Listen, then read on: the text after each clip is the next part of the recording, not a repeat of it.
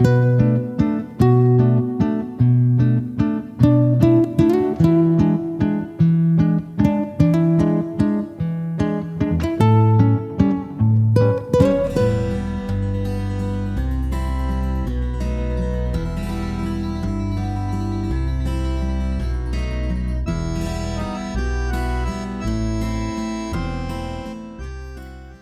benvenuti, and welcome back to our channel, Move to Italy Now.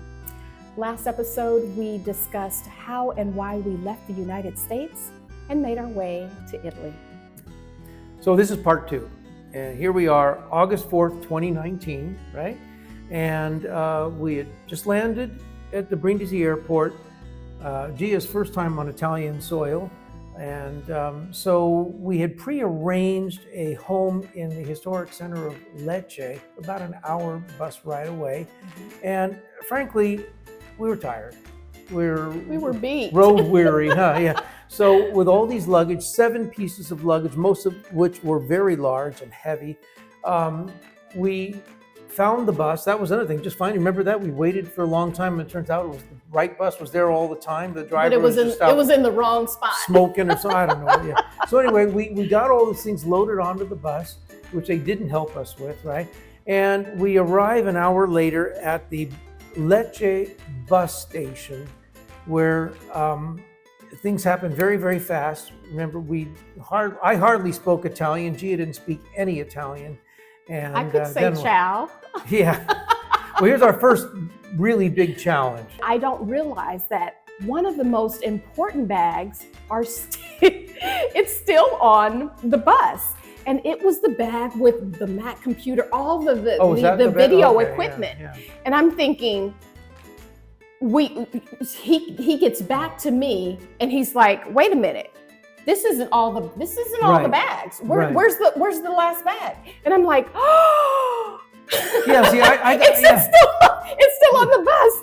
Yeah, that was, yeah. So, I mean, I had gotten the heavy bags out and I said, watch these people. I got to go, they're forming a line. I got to go talk to somebody about a car big enough for all these bags, because their cars are like roller skates over there, you know? So that's when I discovered, wait a minute.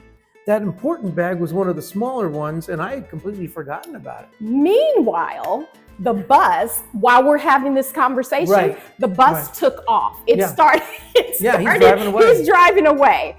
And Carlo was like, I got to go get that bag. In my mind, I'm thinking there is no way under the sun that he's going to catch up with a moving bus.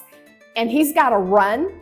This is not going to happen. And I'm just thinking, oh, this is not the way I wanted to start this trip. Yeah. So he's running after the bus and he's like shouting. Yeah, well, see, here's the thing, you know, I mean, my Italian's rusty and I don't know if he can even hear me. So I decided to use the universal language, yo!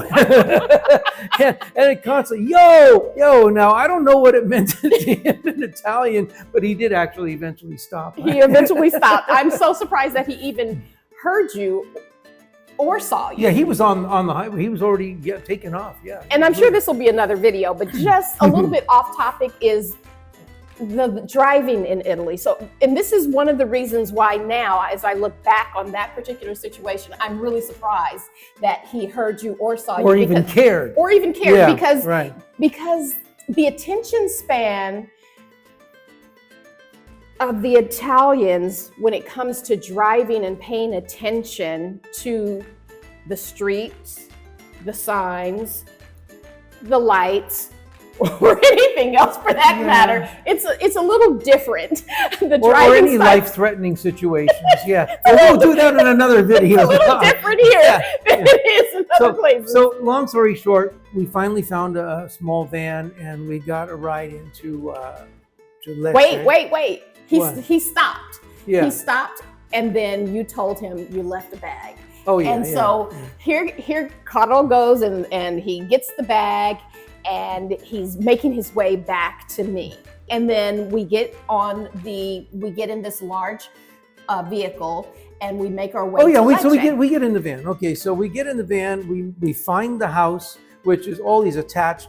This is a medieval town, right? And So anyway, we finally got through these narrow streets, got in there. We got all our bags out, met the landlord, lugged him upstairs, and we're especially tired, and we're resting. I'm getting ready to put my feet up. I start looking for my phone.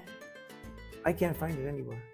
I can't find it anywhere, and I am not going to be in a foreign land without my phone. All our important information is there.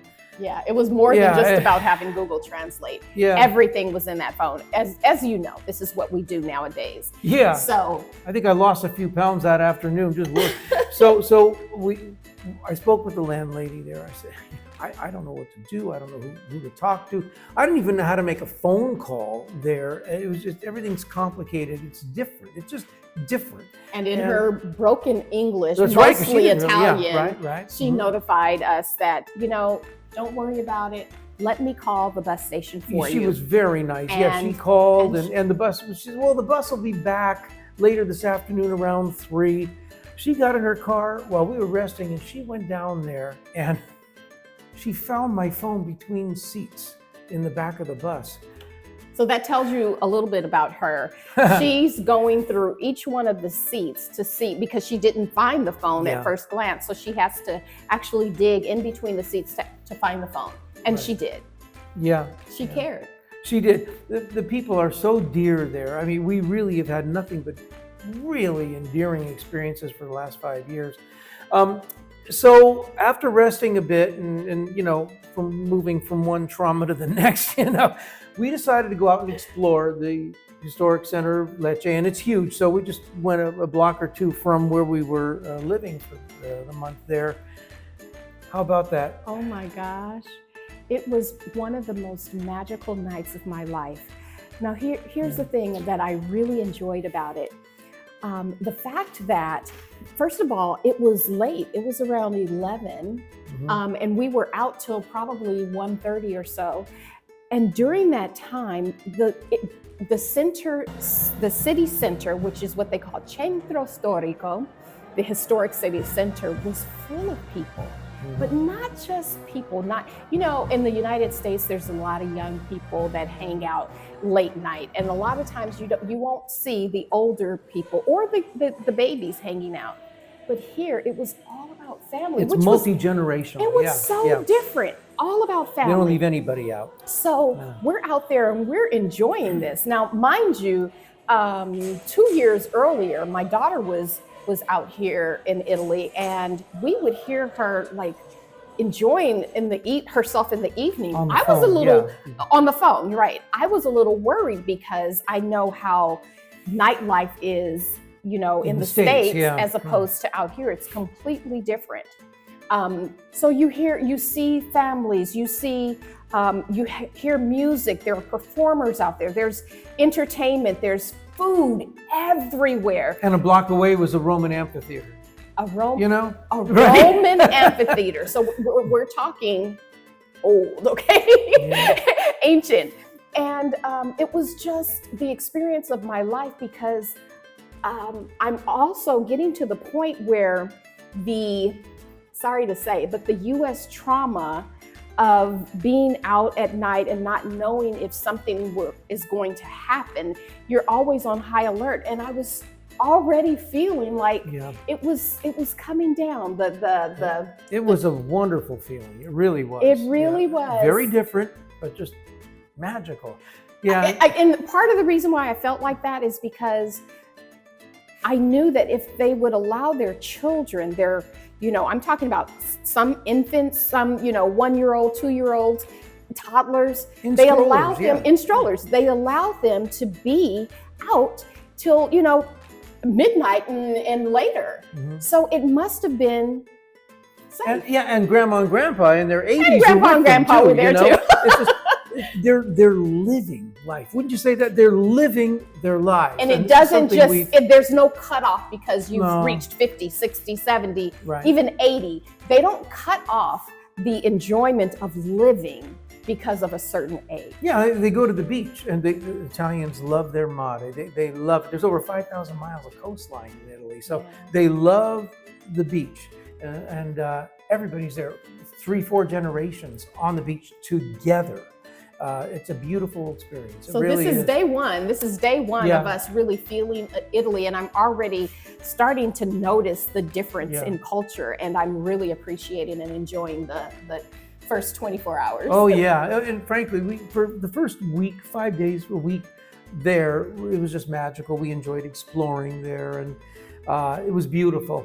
At that point, then we were going to meet up with some people. We were going to do that. We had committed to doing 4 months of volunteer work. So we met up with them, and there we made so many friends, and that experience just expanded, and we really made so many friends here. But to be there in that environment was truly magical. What a change from what we'd been used to, what we'd grown up in, right? Yeah, getting acclimated to the Italian culture and the cuisine.